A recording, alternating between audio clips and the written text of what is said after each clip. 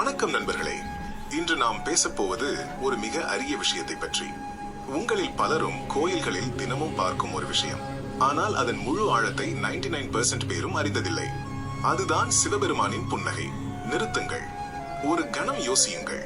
சிவனின் முகத்தை பற்றி நாம் பேசும்போது பெரும்பாலும் நினைவுக்கு வருவது அவரது கோபம், அவரது தாண்டவம், அவரது சிரசில் ஒழுகும் கங்கை, நெற்றியில் எரியும் மூன்றாவது கண்.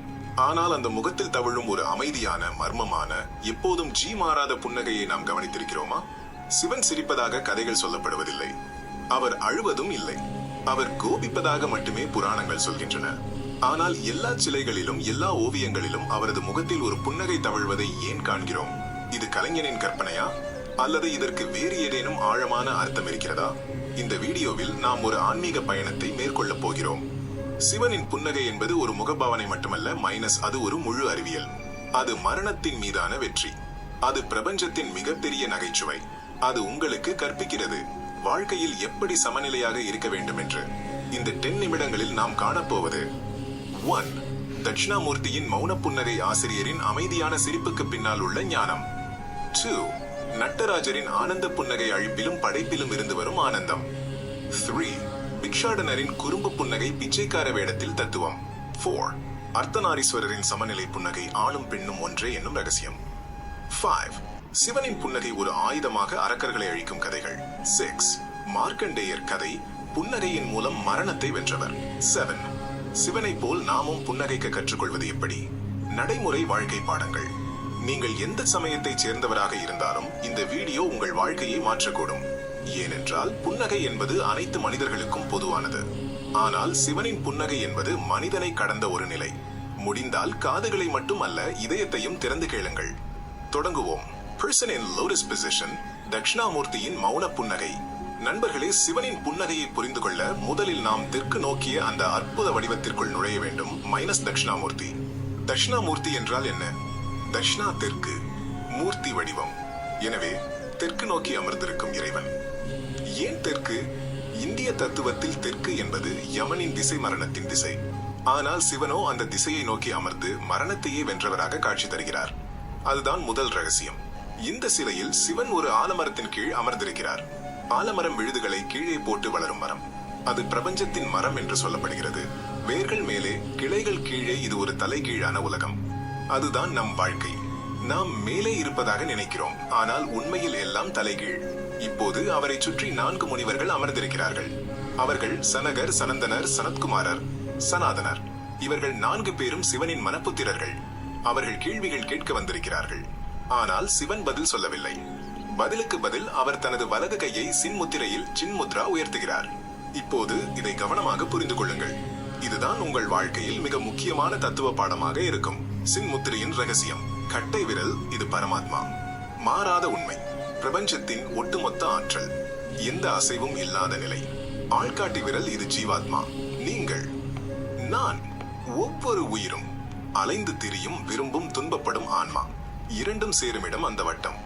அதுதான் மோட்சம், பரிபூரண நிலை, மீண்டும் பிறப்பில்லாத நிலை. மற்ற 3 விரல்கள், இவை 3 குணங்கள்: சத்துவம், தூய்மை; ரஜஸ், செயல்; தமஸ், இருள். இந்த 3 கயிறுகளால் தான் ஜீவாத்மா கட்டப்பட்டிருக்கிறது. சிவன் தனது புன்னகையுடன் சொல்வது இதுதான். அன்புள்ள முனிவர்களே, நீங்கள் என்னிடம் 1000 கேள்விகள் கேட்கிறீர்கள், ஆனால் நான் ஒரு வார்த்தை கூட பேச மாட்டேன். ஏனென்றால் உண்மையை மௌனத்தின் மூலமாகத்தான் உணர முடியும். வார்த்தைகள் வரம்புக்குட்பட்டவை. உன் கேள்விகளை உள்ளே திருப்பு, அங்குதான் பதில் இருக்கிறது. இதுதான் மௌன வெடிப்பு, எக்ஸ்ப்ளோஷன் ஆஃப் சைலன்ஸ். சாதாரண வெடிப்பு சத்தத்தை உண்டாக்கும், ஆனால் இந்த வெடிப்பு எல்லா சத்தங்களையும் அழித்து ஒரு பெரும் அமைதியை உருவாக்குகிறது.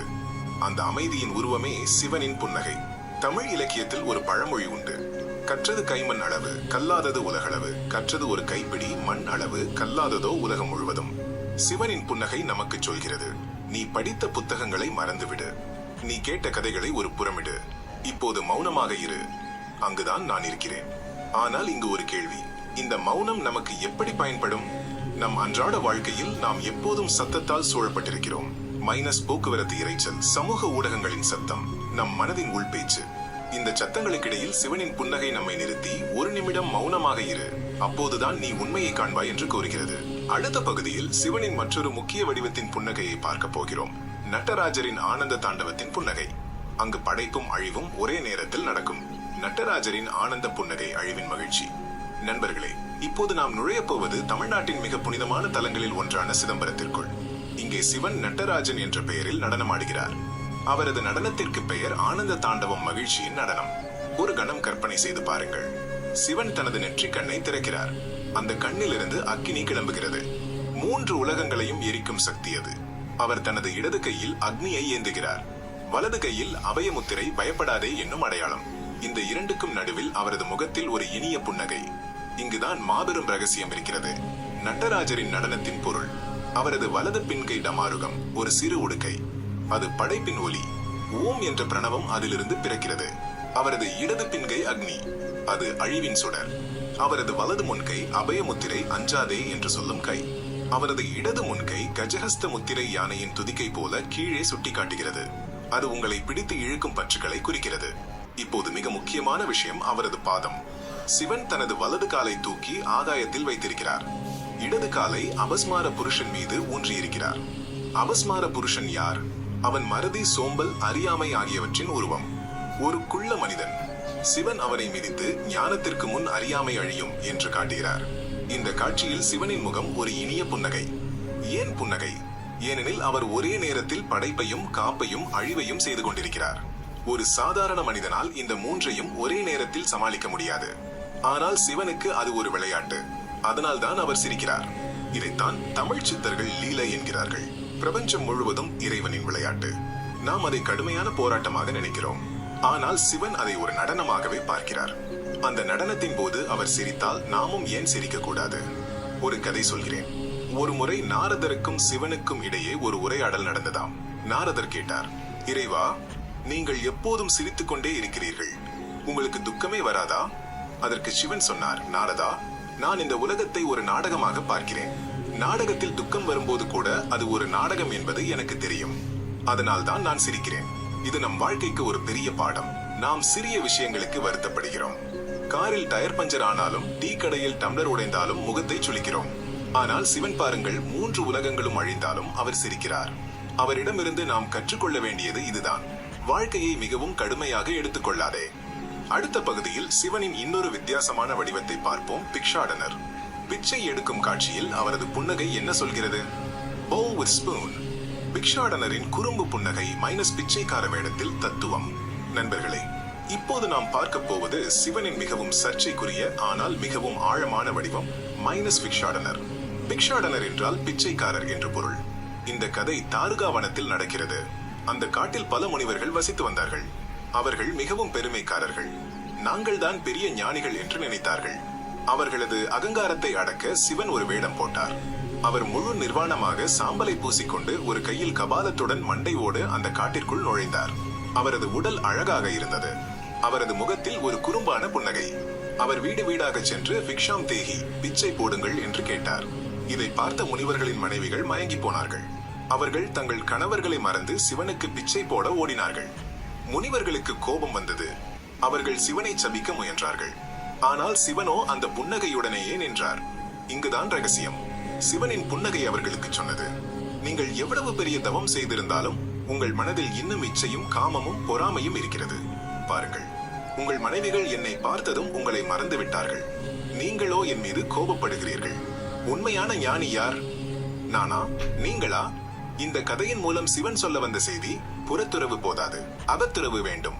நீங்கள் எவ்வளவு வேதம் படித்திருந்தாலும், எத்தனை யாகம் செய்திருந்தாலும், உங்கள் மனதில் ஒரு சிறு பற்று இருந்தால் நீங்கள் இன்னும் பிச்சைக்காரன் தான். ஆனால் எல்லாவற்றையும் விட்டவனாக இருந்தும் சிரித்த முகத்துடன் இருப்பவன் தான் உண்மையான ராஜா. இதுதான் பிக்ஷாடனரின் புன்னகை, ஒரு குறும்பான ஆனால் மிக ஆழமான புன்னகை. அது சொல்கிறது, உலகம் முழுவதும் ஒரு விளையாட்டு. நீ யார் என்று நினைக்கிறாயோ நீ அவன் இல்லை. உன் அகங்காரத்தை கீழே போடு. அப்போதுதான் நீ உண்மையான மகிழ்ச்சியை காண்பாய். இதை நம் வாழ்க்கையில் எப்படி பயன்படுத்தலாம்? நாம் அடிக்கடி நான் தான் பெரியவன், நான் தான் படித்தவன், நான் தான் பணக்காரன் என்று நினைத்துக் கொள்கிறோம்.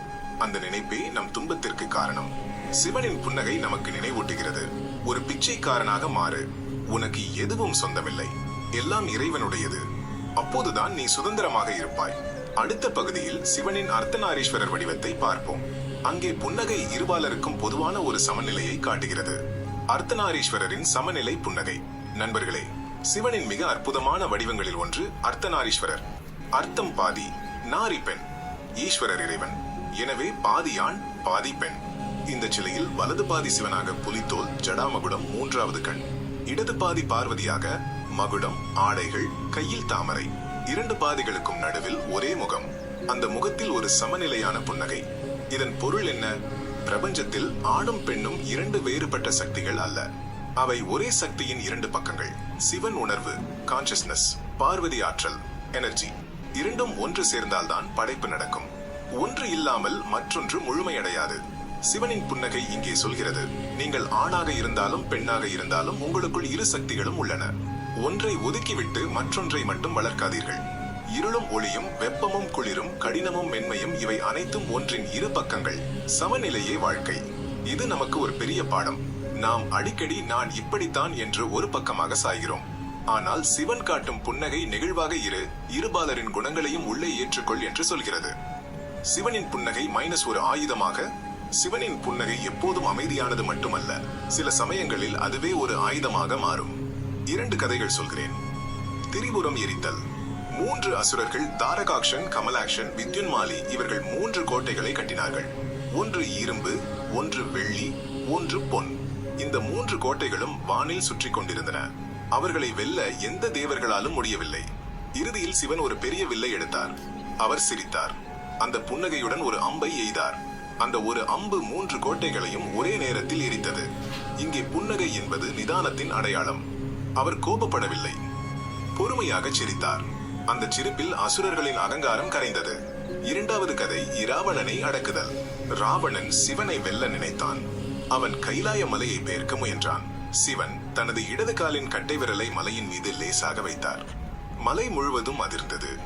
ராவணன் நசுங்கினான். 1000 வருடங்கள் அவன் அந்த மலையின் அடியில் கிடந்தான். பிறகு ஒரு பாடல் பாடினான், சிவத்தாண்டவம். அப்போதுதான் சிவன் புன்னகைத்து அவனுக்கு விடுதலை தந்தார். இங்கே புன்னகை கருணை. அகங்காரம் போன பிறகு சிவன் சிரித்து அருள் புரிகிறார். இதிலிருந்து நாம் கற்றுக்கொள்வது, நம் வாழ்க்கையில் பிரச்சனைகள் வரும்போது கோபப்படாமல் பொறுமையாக சிரித்துக் கொண்டே அவற்றை எதிர்கொள்ள கற்றுக்கொள்ள வேண்டும். அந்த சிரிப்பே உங்களுக்கு பலத்தை தரும். மார்க்கண்டேயர் புன்னகையின் மூலம் மரணத்தை வென்றவர். திரையில் மார்க்கண்டேயர் சிவலிங்கத்தை கட்டிப்பிடித்த காட்சி, யமன் உதைபடும் காட்சி. சிவனின் புன்னகையின் மிகப்பெரிய சக்தியை காட்டும் கதை மார்க்கண்டேயர். மார்க்கண்டேயர் ஒரு சிறுவன். அவனுக்கு 16 வயதே ஆகும்போது யமன், மரணத்தின் தேவன், அவனை அழைத்து வர வந்தான். மார்க்கண்டேயர் சிவலிங்கத்தை கட்டிப்பிடித்து அழுதார். யமன் தனது கயிற்றை வீசினான். அந்த கயிறு சிவலிங்கத்தையும் சேர்த்து சுற்றி கொண்டது. அப்போது சிவலிங்கம் வெடித்தது. சிவன் வெளியே வந்தார். அவர் தனது புன்னகையுடன் யமனை பார்த்தார். பின்னர் அவரது காலால் யமனை உதைத்தார். யமன் திகைத்து போனான். மார்க்கண்டேயர் சாகவில்லை, என்றும் இளைஞனாக வாழ்ந்தார். இந்த கதையில் புன்னகை என்பது மரணத்தின் மீதான வெற்றி. சிவன் சொல்கிறார், பயப்படாதே, நான் இருக்கும் இடத்தில் மரணத்திற்கு இடமில்லை. உண்மையான பக்தி இருக்கும் இடத்தில் காலன் கூட நிற்க முடியாது. நம் வாழ்க்கையில் நாம் அடிக்கடி மரண பயத்தால் துடிக்கிறோம். ஆனால் சிவனின் புன்னகை நமக்கு நினைவூட்டுகிறது, நீ ஆத்மா, உனக்கு மரணமே இல்லை, உடல் மட்டுமே மாறுகிறது. அதனால் ஏன் பயம்? சிவனை போல் நாமும் புன்னகைக்க கற்றுக்கொள்வது எப்படி? நண்பர்களே, இத்தனை கதைகளையும் கேட்ட பிறகு இறுதி கேள்வி, சிவனை போல் நாமும் புன்னகைக்க கற்றுக்கொள்ள முடியுமா? முடியும். இதோ சில எளிய வழிகள். 1. மௌனமாக இருந்து பாருங்கள். தட்சிணாமூர்த்தியை போல் தினமும் 5 நிமிடம் மௌனமாக இருங்கள். கண்களை மூடுங்கள். மனதை ஒரு பக்கத்தில் வையுங்கள். அந்த மௌனத்தில் ஒரு இயல்பான புன்னகை உங்கள் முகத்தில் விரியும். 2. வாழ்க்கையை ஒரு விளையாட்டாக எடுத்துக்கொள்ளுங்கள். நட்டராஜரை போல் உங்கள் பிரச்சனைகளை ஒரு தாண்டவமாக மாற்றுங்கள். கஷ்டம் வரும்போது இதுவும் ஒரு நாடகம் என்று நினைத்து சிறிது சிரியுங்கள். 3. உங்கள் அகங்காரத்தை குறைத்துக் கொள்ளுங்கள். பிக்ஷாடனரை போல் எனக்கு எதுவும் தெரியாது என்ற பணிவை வளர்த்துக் கொள்ளுங்கள். நீங்கள் பெரியவர் என்று நினைக்கும் தருணத்தில் ஒரு சிறிய புன்னகை உங்களை தரையில் இறக்கும். 4. சமநிலையை காக்கும். அர்த்தநாரீஸ்வரரை போல் உங்களுக்குள் உள்ள ஆண், பெண், கடினம், மென்மை, சிரிப்பு, அழுகை எல்லாவற்றுக்கும் இடம் கொடுங்கள். ஒன்றை ஒதுக்காதீர்கள். 5. மரணத்தை ஏற்றுக்கொள்ளுங்கள். மார்க்கண்டேயர் கதை சொல்வது, மரண பயம் போனால் வாழ்க்கையே ஒரு புன்னகை. ஒவ்வொரு